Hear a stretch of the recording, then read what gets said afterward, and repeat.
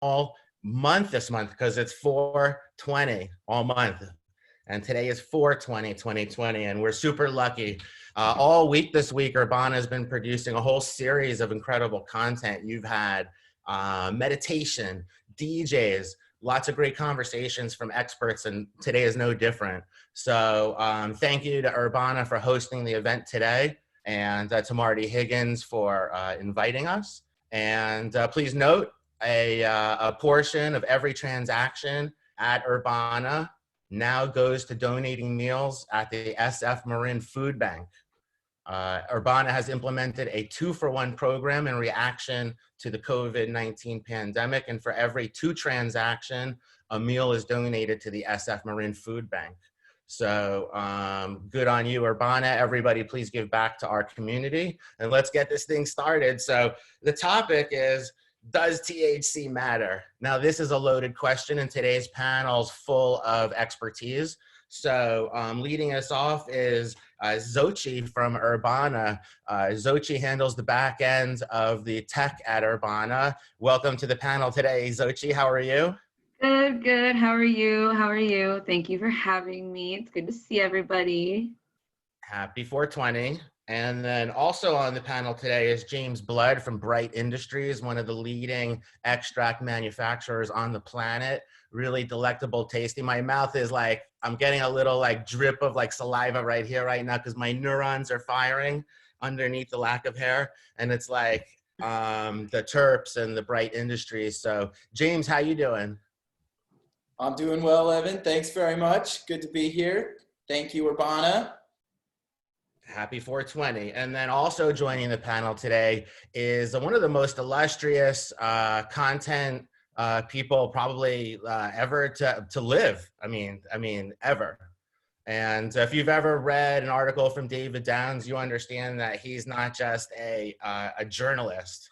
He's a cannabis connoisseur who's also a real journalist, a professional journalist. He could write for the New York Times today if he wanted to, but he's given the industry his full commitment. He's the California editor at Leafly. Give it up for David Downs. How you doing, David? Thank you. Happy 4/20. Thank you, Urbana. Thank you, panelists. Thank you, people in the stores and ordering from home online and for curbside and for delivery. I'm honored and humbled and touched to be reporting from San Francisco today for everyone, and happy to be of service. Thank you. Yeah, so thanks to the team at Urbana too. So there's more team members that are all behind the scenes here. So thank you. So let's get the talk started, right? It's April 20th, 2020. We have a little bit of a work from home thing here in the United States still, although Germany's starting to open up and other countries are starting to open up. So hopefully we're right behind that trend to get our country open. So if you're sitting at home right now and you have a little extra time on your hands to consume cannabis, maybe you're not operating that heavy equipment, is it really just all about THC?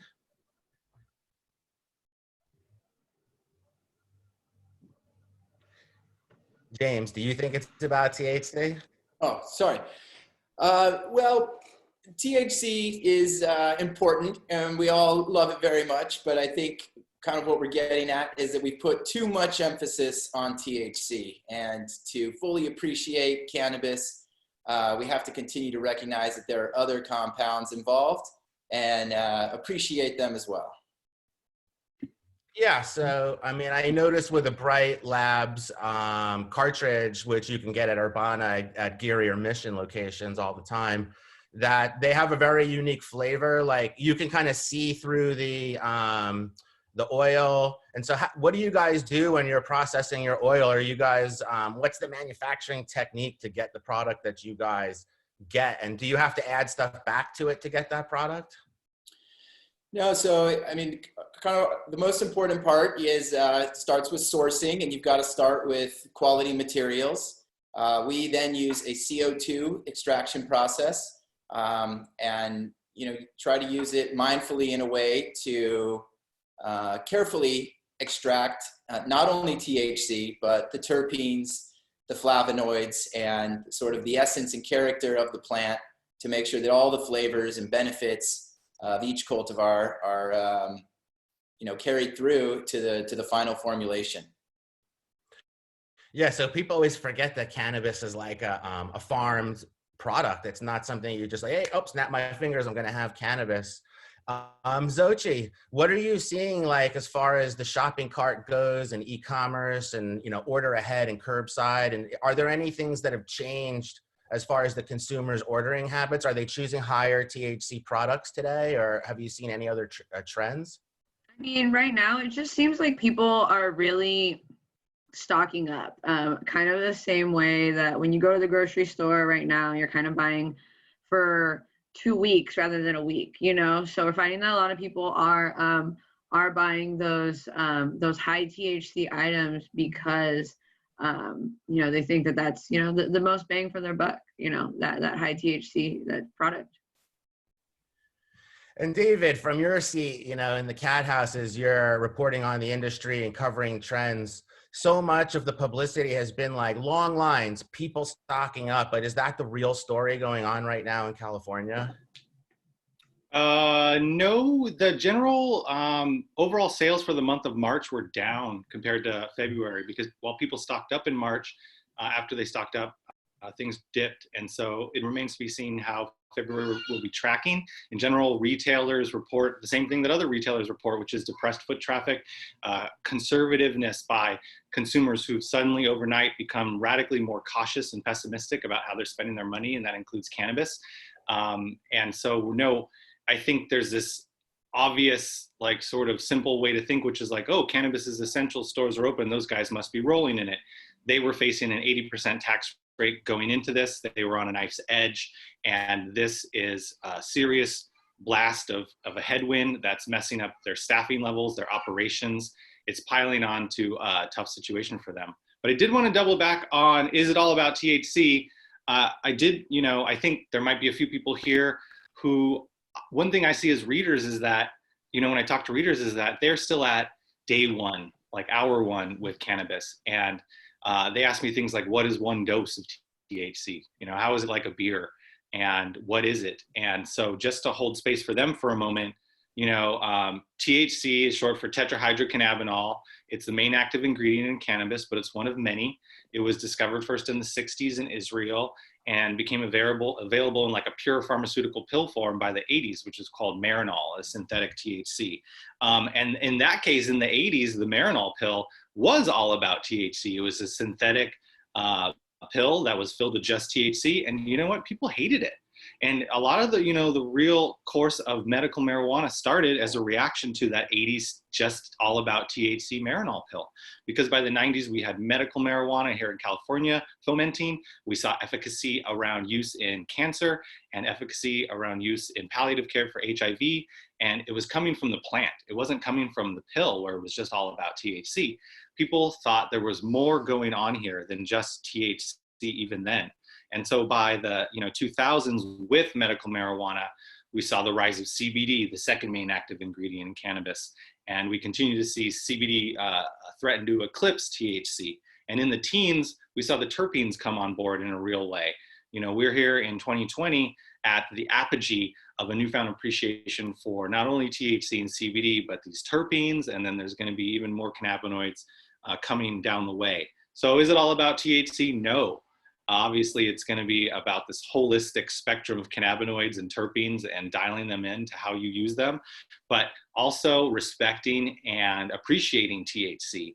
It is, you know, a big chunk of the pain relief qualities in cannabis or the sedative qualities. There's a lot of the actual PubMed papers you'll read will say that we found effects related to THC more than any of this other stuff that's still breaking. And so, lastly, I will conclude my intro by saying the move away from THC and the displacement of THC has tied into what some like Martin over at Project CDD have called a euphoranoia, this paranoia or fear about feeling good, which THC is a part of.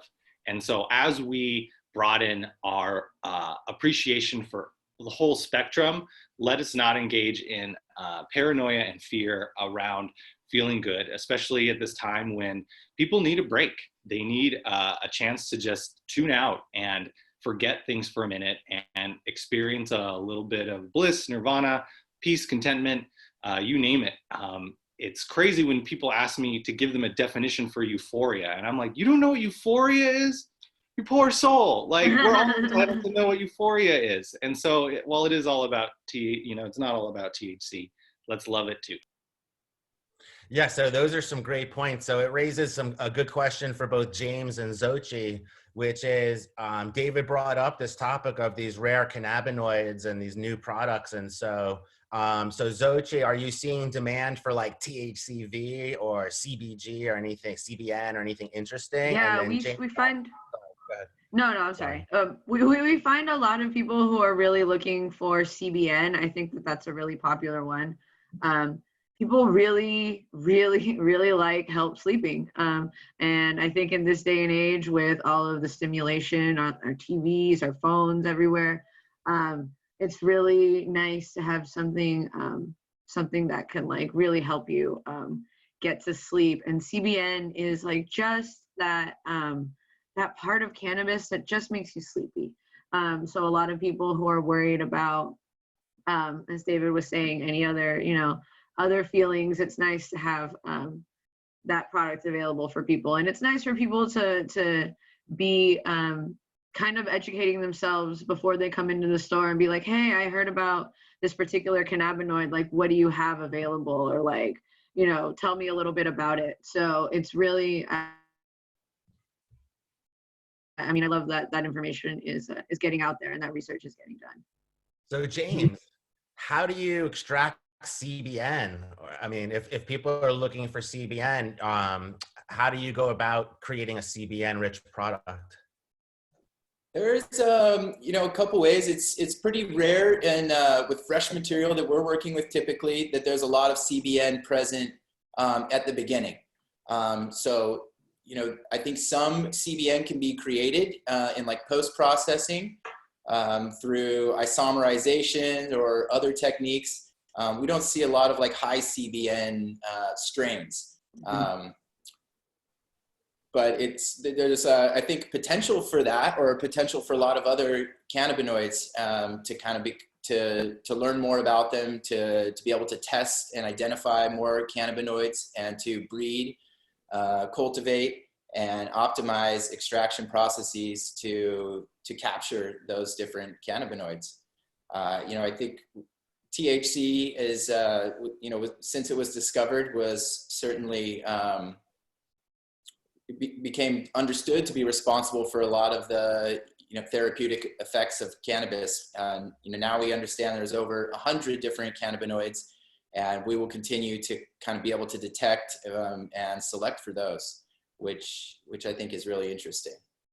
Yeah. So David brought up an important topic, which is that a lot of this is new information for everybody, and so James, Xochi, David, and I live in this world. And so backing up again, the reason we don't know as much about this plant as we do many other plants on Earth and substances on Earth is because of prohibition. And I started Weedclub to help solve the business networking issues of prohibition, and like learning about these strains and how this all fits together is all tied in to, de-prohibitioning the business. And so, new research will come on, like James is talking about new cannabinoids. Like, we don't even know everything that's in this plant yet. So it's really exciting. David, are you seeing at Leafly any new technologies like yeast fermentation or other ways where they can maybe extract these rare cannabinoids? Or are you seeing breeders trying to target those cannabinoids in your travels? I remember seeing this cool hemp report across my desk last month. Where they're pulling cannabigerol, CBG, one of these exotic new cannabinoids that might get you less stoned, but have some therapeutic effects. The cost per kilo for CBG hemp was so hot right now. It's just so trendy. But I over at Leafly, we are struggling to, we're having fun explaining some of the core basics to people, like to that dosage question. What is one dose of a THC, which like grandmas will ask me those things. And I'm like, oh my God, we need to just simplify things. And we are seeing our consumers flock to those low dose modalities. whether they're cannabinoid specific or not. And one dose of THC is generally different for every person, but it's running about 2.5 milligrams to 5 milligrams, depending on how much you weigh. And Americans aren't very like math savvy. So when you tell them that, they don't even know what it means. They want to know what is one beer. And the way they equate this now is to these mints. So there's a product like a Kiva Petra mint. And I was on listening to a guy sing their praises in a friendly poker game online I was holding this week. And he's like, I have one mint and I don't hate my kids as much. And I have 2 mints and I smile a little bit more. And then after the kids go to bed, I have 4 mints. And then like I have a thing, and I think that's what we're tracking because readers are really into is getting dosages dialed in. We are in 2020, just 2 years into having precision dosage in California. People don't even know how to read a label yet. And so we're explaining that to people as well, that when you see 660, milligrams of THC in this bag of weed, what does that even mean for when you take like a puff, you can see why people are really interested in the Petromint, the Camino gummy, the plus, mouth strip, where they know this is going to give me this. And, when you look at, before cannabis was even illegal in the 30s and 40s, doctors would bitch about how, God, this is a great migraine drug. It's a great PMS drug. It's a great seizure drug, but we can't, when it comes out of the bottle and we put it in people, the variability is driving us crazy. And that's because Bayer had a hard time dialing in the pharmaceutical variability back in the 30s and 40s before we had chromatographs. And then it travels and can degrade over time into products like CBN, which are now coming into favor. And so by the time you actually get it and in your personal reaction to THC, which is so specific, some people like THC. Most people, epidemiologically, more than 50% of the population, it's not their molecule. They like ethanol or something else. But if you lower their dose of THC and add some CBD and terpenes, they might change their mind. And right now we're seeing a lot of them open to that. They want to do pot. They've never liked it, and they know there's something there, and they're just trying to like keys in a lock. Like, is it a mint? Is it a gummy? Is it a this? Is it a drink? Is it, a CBD hemp flower? That's kind of where there are with that. And so I would encourage our listeners to, Tommy Chong said, my current game I'm playing is, what is the lowest dose that gets me an effect? Like he's doing what doctors say, which is find the lowest effective dose and find that with THC, find that with some of these other cannabinoids, and, start there. Yeah, so it's interesting too, because amongst my friends, I'm always the like peer pressure guy that's like, try this guy.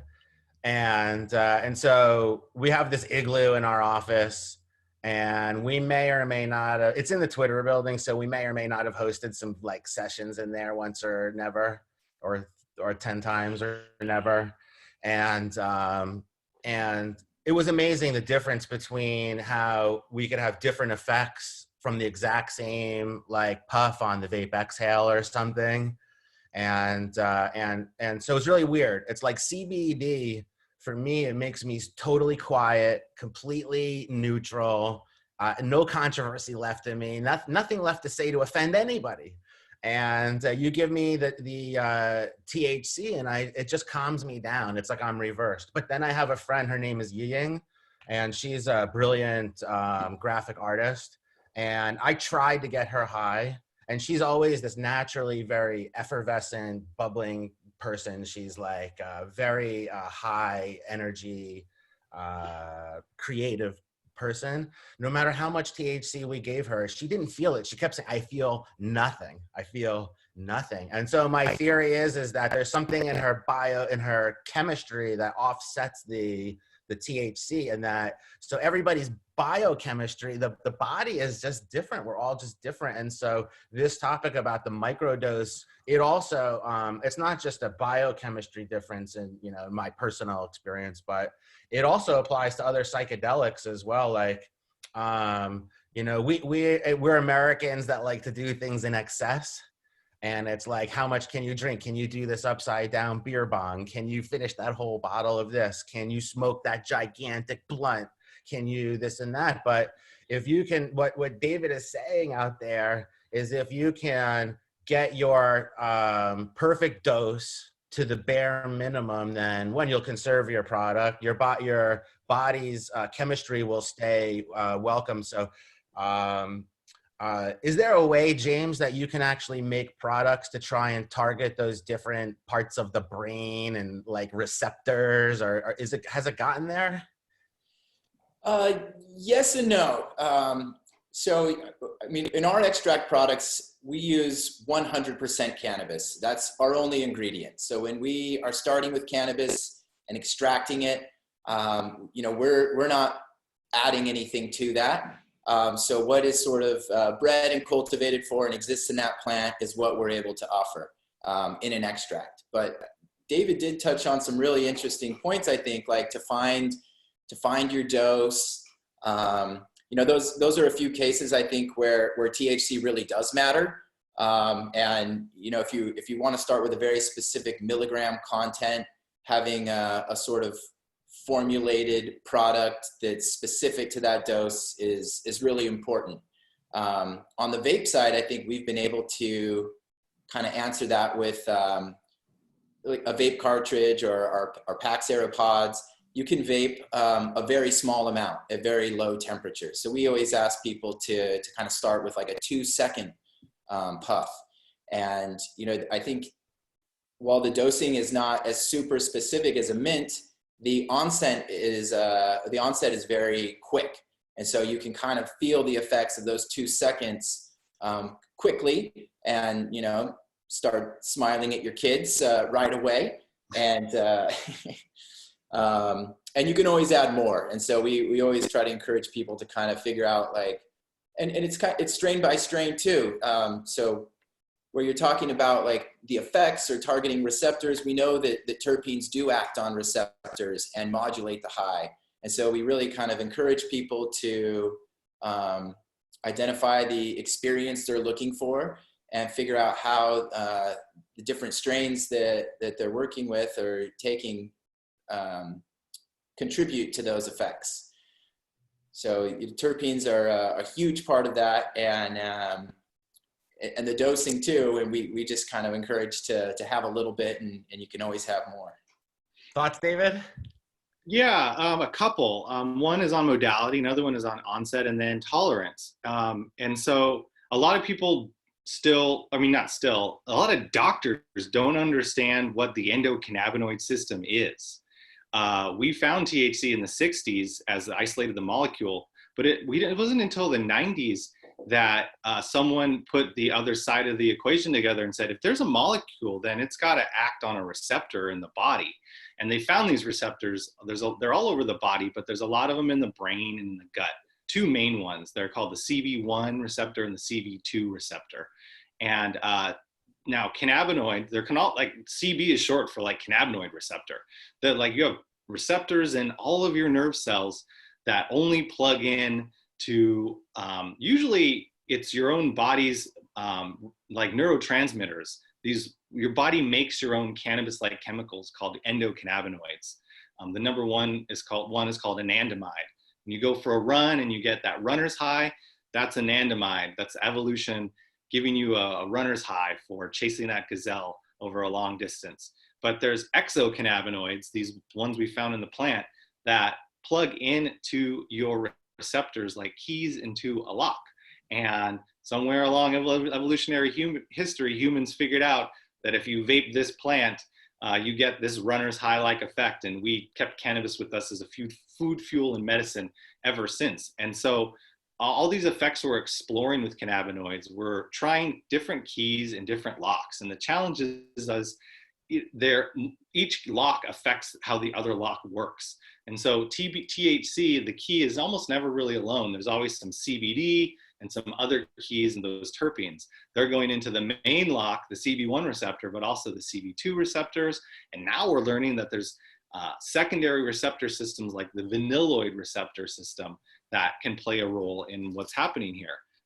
The other thing that really trips people up and really matters about, THC and its focal point is how you're taking it. Very few people understand that drugs you eat and go through your liver are changed compared to drugs you inhale. When you're smoking weed, and some people say, I like smoking, other people say, I like eating. It's because you like delta 9 THC if you're smoking, or you like delta 11 THC if you're eating. And people are totally different. I hate delta 11 THC, it turns out. It makes me feel like cold medicine. I feel like someone's about to kick in the door. Like I can't do Dayquil or NyQuil or Robitussin or any of that stuff that like agitates me, right? So I'm not an edibles guy. Other people can't smoke. They have the opposite effect. And so we're spending a lot of time teaching people that if you take a vape hit off a Brite Labs pen, you're going to get a pretty quick a sense of your reaction to THC, delta 9 THC, a low dose of it, versus if you eat that edible, set 2 timers, like one for 2 hours to let you know that don't eat before that first timer goes off. And then another timer for 2 hours after that to remind you that you ate an edible. That's why you're doing whatever weird thing you're doing 4 hours in, just to like it'll center you back again. And so that onset is tricky. And then lastly, THC is biphasic. So you can have 2.5 milligrams of THC and feel great. Your back pain can go away, your spasm can go away. And you can think as an American does, double that's gotta be better. Quadruple that, double better than double. But that's not how THC works.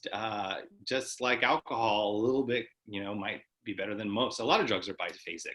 And so we have to spend time explaining to people that, start with that lowest effective dose.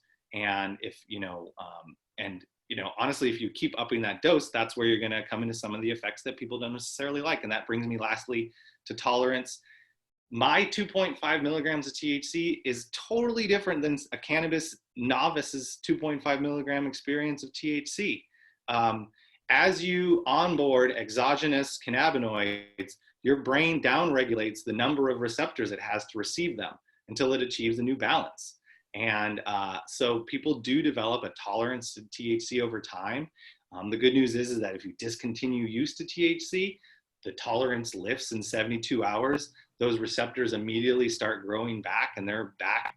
And that they call that a tolerance break. If you take a week off THC and come back, that 2.5 milligrams is going to feel way different than it did before. And that's actually a really good strategy for people. So all of that stuff's going on into play. And people go, why isn't it as simple as alcohol? But I challenge them to remember their formative experiences with alcohol. Some of them were pretty harrowing. I know for me, it was a bottle of Aftershock, that red cinnamon liqueur that I got dared to drink. And I'm pretty sure I had alcohol poisoning the day after.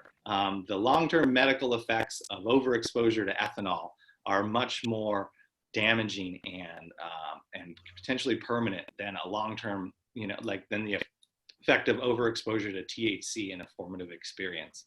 And so I spend a lot of time tamping down expectations and giving people a chance to giving them permission to experiment with what the right dose is and the cannabinoid is and their body type and the modality. The same way they're allowed to experiment, frankly, with ethanol or any other the number consumerly available drugs. A lot of them offered by prescription. You go into a doctor and go, this SSRI isn't working for me. And they go, well, we'll just try a higher dose, or we'll try this one or that one. Like, you're allowed to experiment with substances that have far higher risk profiles. Give yourself permission to experiment with low doses of cannabinoids. Great information there. I mean, a real tutorial. So, just chock full of info there. Xochi, from a patient customer standpoint, are you seeing customers coming in and trying to moderate their dosage and treat a specific ailment today? And are they really conscious of these major parts of the algorithm for deciding what's the right dose, what's the right strain, what's the right method. And then also there was a question, sorry to hit you with the compound question. There's a question in the chat about patients coming in and asking about distillate and referencing distillate as the most potent, form of oil for their treatment. So, do you have any feelings about whether distillate versus resin versus some other kind of cannabis is best? And, again, that question about what are patients looking for in regards to their dose and treatment? Sure. Well, we do have a lot of first-time patients, as I feel like, a lot of the industry's patients are pretty new, since 215 passed. So people are really conscious of THC. People are really scared of it. People are afraid of having a bad time. People had that one cookie once in college and it was an awful experience and they never want to try it again. So we definitely reassure them that, precision is definitely a thing these days, and we know a lot more what's going into our bodies. And I definitely encourage people to just do research on the products that they're picking up, figure out what are the terpenes that are going on in there, what are the other active cannabinoids, so they know kind of like what works for them, what makes them feel good. So yeah, it's just a lot of personal research, and then the second question about distillate, I think that, a lot of people think that distillate infused products are stronger, but they're really just more THC centric, whereas something made with a full spectrum extract is going to have way more of those other cannabinoids that really add to the experience. So I would always encourage people, I've been smoking weed for a really long time. I always encourage people to go with that full plant extraction.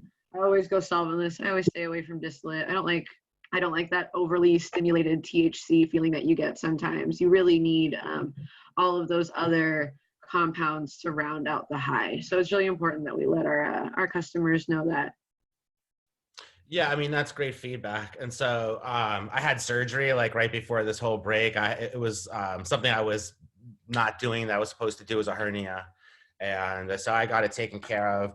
And they prescribed me some nasty, I don't even know what they prescribed me, but the pills, I did not take a single one. That's why I don't know.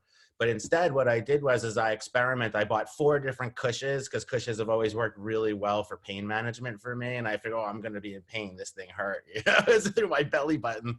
And so it turned out that a really true San Fernando Valley Kush was what worked for me. That was the pain management. But like Amethyst Kush, Blackberry Kush, those other Kushes did not.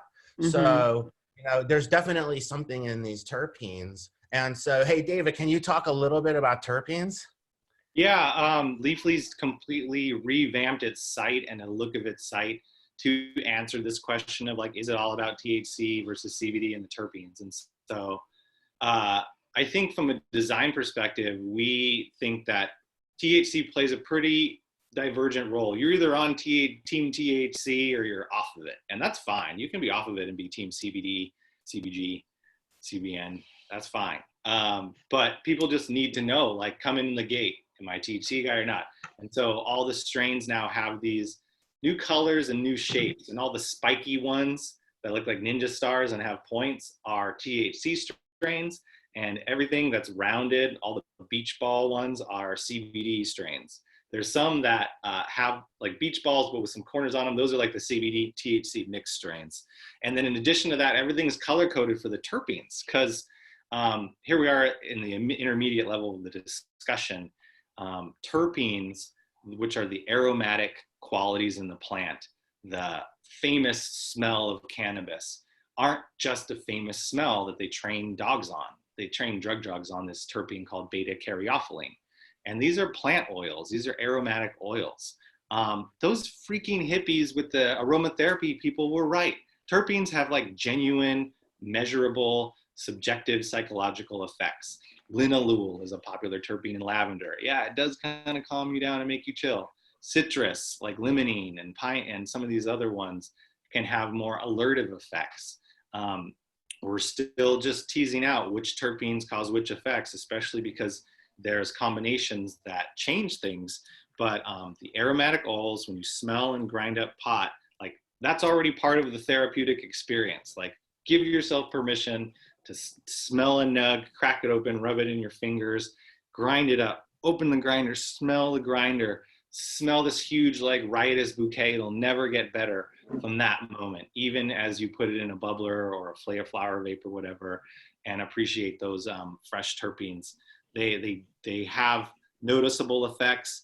They're going to be the kind of thing that you want to track, because when you come across something that you don't like, you probably want to stay away from that terpene ratio. For me, it was like a date with Dosidos at the Urban Farm bud like bar that they have down there, that like lounge.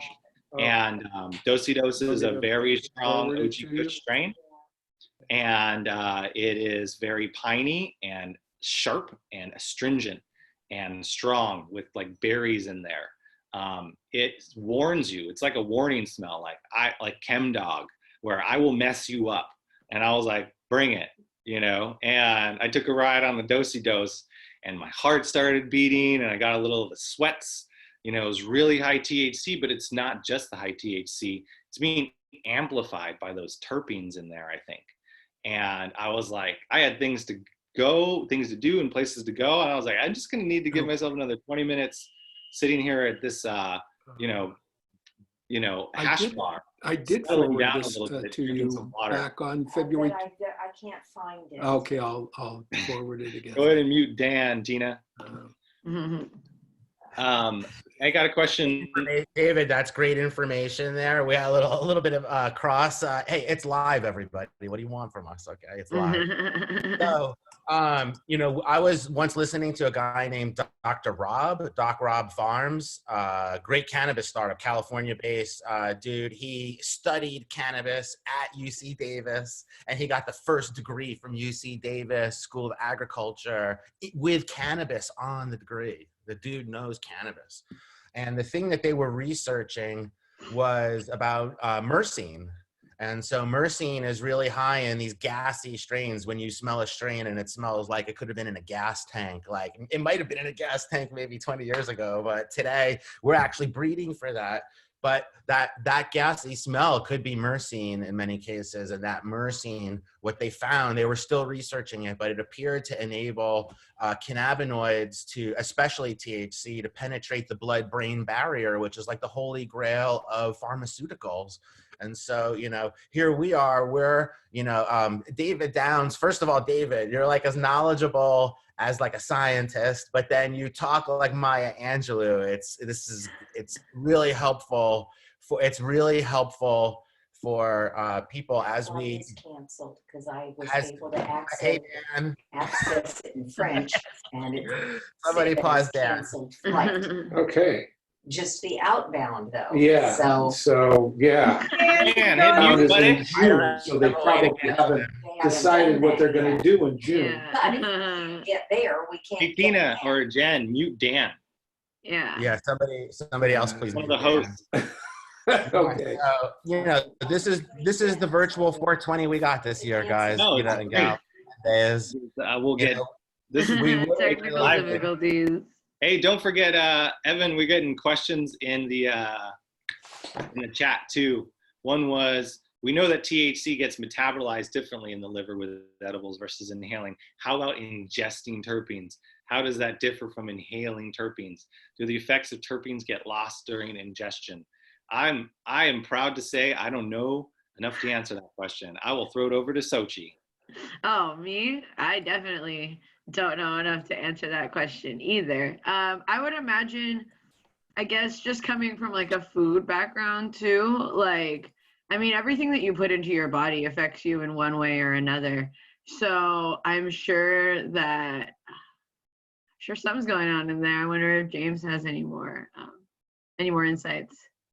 I love the question, and we've played with eating full spectrum oils versus higher THC or distillates.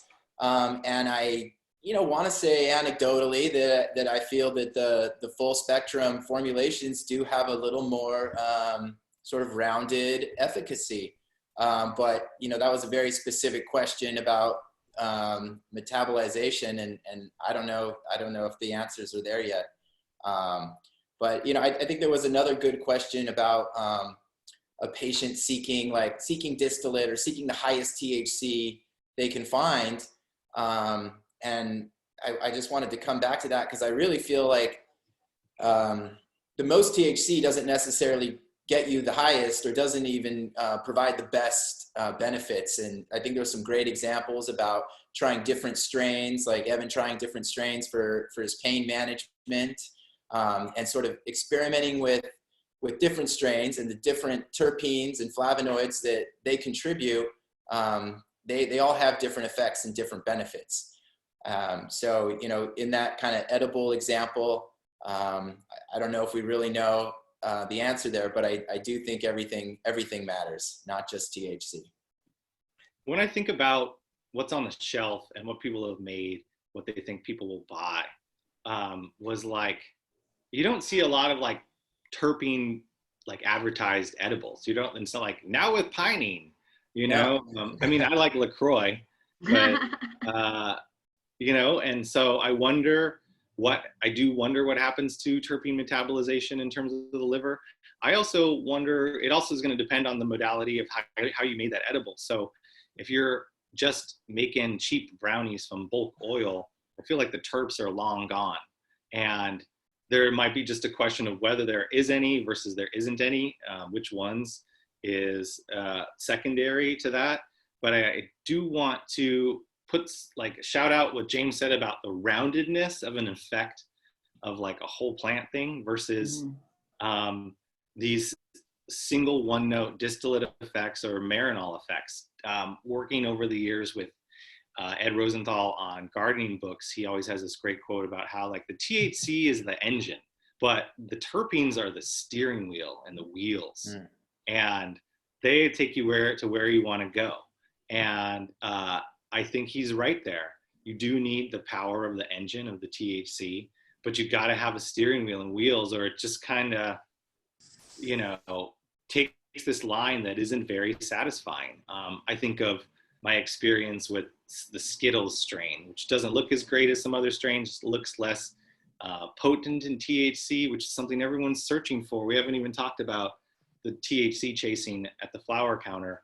I love that about Skittles, that it doesn't look as great, but you smell it and it's intriguing, and then you taste it and you're in love, and then you feel it and you're like, wow, I am wickedly baked. And it's that moment that you're like, terpenes all day. Show me the terpy buds, Xochi. That's all I want to hear about from here out. And now all these terp scores are coming out. I can't wait to see more. Terp scores on everything, and terps foregrounded. We are certainly doing that on Leafly with all the strain pages have their terp scores. We're adding more all the time. Yeah, so we're going to bust in here with a celebrity cannabis cameo now, because Sabo's in there dropping some knowledge. So I'm going to, if you guys could unmute Sabo Shen in the participants chat. I'm not able to do it right now. Oh, he might have just dropped right as we were going to Sabo. I'm here. Oh, there he is. What's up, Sabo? They made you panelist. That's why. Welcome. How you doing, brother? I'm about to enter into the 420 zone. Boom. Hey. So, everybody, welcome Sabo Shen, from original creator of Vape Exhale and now Hanu Stone. Sabo, tell us about terpenes and the GI tract. Drop some knowledge for us, please. Oh, that was about as much knowledge I had on the topic, but this has actually been something that we've been looking at quite a bit recently. As far as controlling and giving people a consistent high. So, obviously we know how terpenes modulate the feeling that you get when you inhale them. And I had always looked at edibles as this very interesting delivery methodology. And now that we have nano infusion, like edibles are much easier to titrate. So when it came to terpenes, like I was very interested in the concept and the technology and how it affected people through the inhaling process. But when it came to edibles, I always had this question about, like what was happening in the GI tract, how much of it is getting through the blood-brain barrier, and is it actually controlling your high? And we spoke with a lot of food scientists about this, because I had this major concern about, like, if I ate foods heavy in myrcene prior to my edible, would it give it more of like an indica type effect, And I was,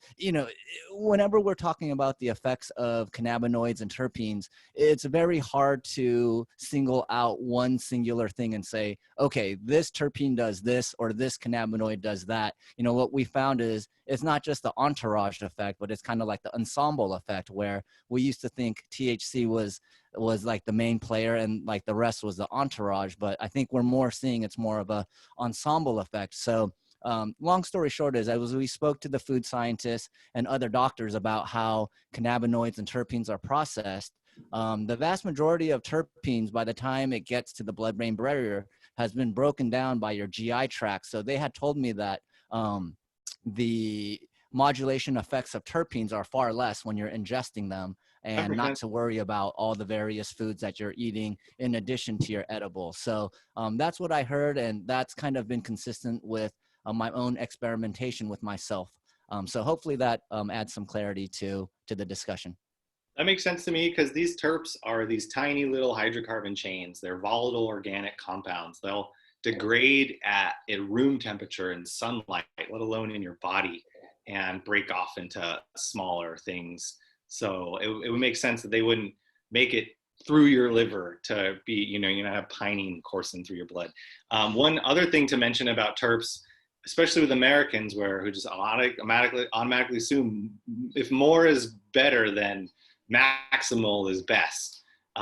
We're finding in the extract space that there is such thing as too high of terpenes, and there's been new warnings to try to keep it within reason with the terps. Don't go crazy, mimic nature, extract the best of nature versus playing around with extra terps or synthetic terps or high levels of terps, because like I know pinene, for example, can be caustic at high concentrations. The word terpene is a derivation of the word turpentine, and that's a product that comes from pine resin that can be used to strip paint off things. So that's just the etymology of it, let alone the chemistry of it. We want, the normal terpene ranges are in the few percent by dry weight, and keeping it around those natural levels seems to be prudent at this time. Yeah, Xochi. So it's a time where people are buying more off the menu and looking at the test. Are they looking at the test results, seeing a terp count in there or before they order today? And if they're not, obviously this would be something that's going to start to become more they used to come in and smell and look and feel. Now they're looking at data. So from your Urbana now e-commerce and online ordering, how do you change how you guys do business in order to make sure that you have the most available data there? Yeah, we definitely want to provide that information to customers, and it's definitely something that we're working on as more brands start providing that information. Our software allows for us to enter all types of percentages as far as cannabinoids and terpenes levels go. So we definitely have the capacity and the will to make that that knowledge available for people, because it's definitely important, especially as people are starting to learn more about cannabis and their personal experience with it. It's definitely like I was saying earlier, it's nice to know what works for you and what you're putting in your body, and what to look for on the shelves. So Sabo, welcome to the show, man. It's great to see you. How are you guys planning, with Hanu Stone? Are you able to optimize Hanu Stone, for different terp effects and different, sleep effects and wellness effects? Yeah, well, you may have noticed on the Hanu Stone there is no temperature button on there, and it was mainly because we noticed that when there is a temperature button, most people will automatically go to the highest setting. The highest setting, you know, above 393 degrees, benzene is released. Benzene is carcinogenic. A lot of the kind of downsides to like the whole vape crisis, part of it had to do with like polyethylene glycol and different lipids that were added to the oils, but the other half had to do with user error, which was, you know, people just utilizing temperatures that were far too high. So we took a slightly different methodology where we gave pods of different resistance that would correlate to different temperatures, so that the extractors would choose the optimized temperature for the live resin or for the distillate or for the high terpene extract. And each of them have different cannabinoid and terpene profiles that will be optimized with different heat up times and different temperatures. So we wanted to take all the guesswork out. And although I am someone that likes a little bit more functionality and don't want to be limited, we believe strategically it was better to just offer this type of heating methodology where we took the guesswork out of the user's hand and made sure that we were utilizing the proper temperatures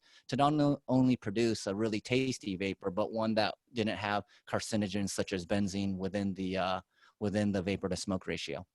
Yeah, so Leafly readers, I'm going to hand this to you right now, Dave, because that's so teed up. Like, we've been talking about a vape scandal, right? There's so much going on. We forgot that in September, there was a vape scandal. That was the Wuhan version of the cannabis industry where we all got siloed right there. And so everything that Sabo is talking about and we're talking about, you can only get at a licensed shop, right, David?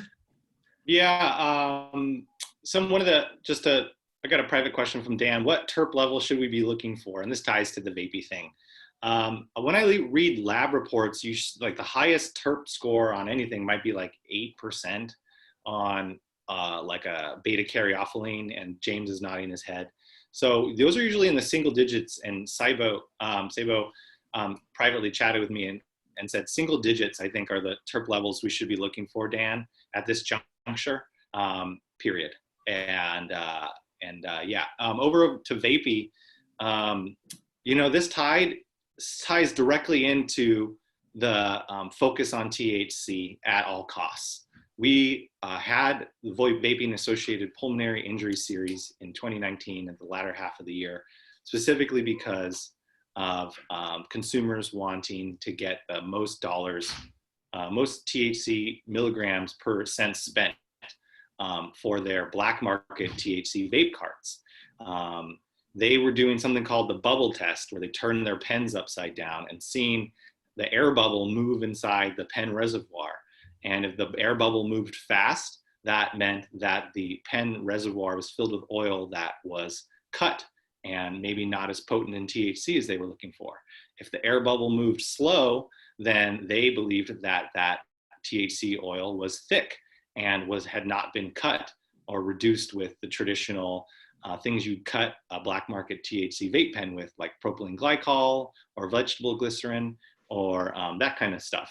What was the thing that sent thousands of young people to the emergency room and killed dozens was someone who diverted dietary and cosmetics supply ingredient called tocopherol acetate, vitamin E oil, and started using that to cut pens, because when you turn a pen cut with that stuff over, the bubble doesn't move. The oil stays thick. And it seems like in low doses, vitamin E oil might not have hurt the people who tried to experiment with this. But over the course of 2019, more and more black market pen makers cut their pens with higher and higher amounts of vitamin E oil until it started triggering injury clusters in prohibition states and prohibition counties within legalization states. And it ultimately ended when consumers read outlets like Leafly and read online. They threw out their tainted pens. Pen makers switched away from the vitamin E formula and discontinued selling the product amongst themselves, although it still remains available online. And to this day, consumers are wary about black market THC pens because of the injuries that they caused, again, in pursuit of profit, by fooling consumers that were looking for this molecule, THC. Great information there. Hey, James, you know, as you manufacture at scale, what are some tips for Leafly readers and Urbana customers and Weedclub members that you can share in order to make sure they're getting the safest vaporizers? Absolutely. Just to kind of bring it all together, that I think that we've placed too much emphasis on THC. The typical THC customer have kind of been guided and learned to purchase products with the highest THC. And that doesn't explain, the quality, the flavor, or the effects of the product. And so, I think that kind of leads us to what does matter. And I think a safe product is got to be your top priority. That's why, we chose CO2 for one thing and don't add any other ingredients to anything that we manufacture. And we sort of center around this idea of botanical integrity, where our goal is to mimic the plant and keep terpenes at a flavorful and noticeable level where they do have an effect, but aren't, making you sneeze or causing problems. So, being able to rely on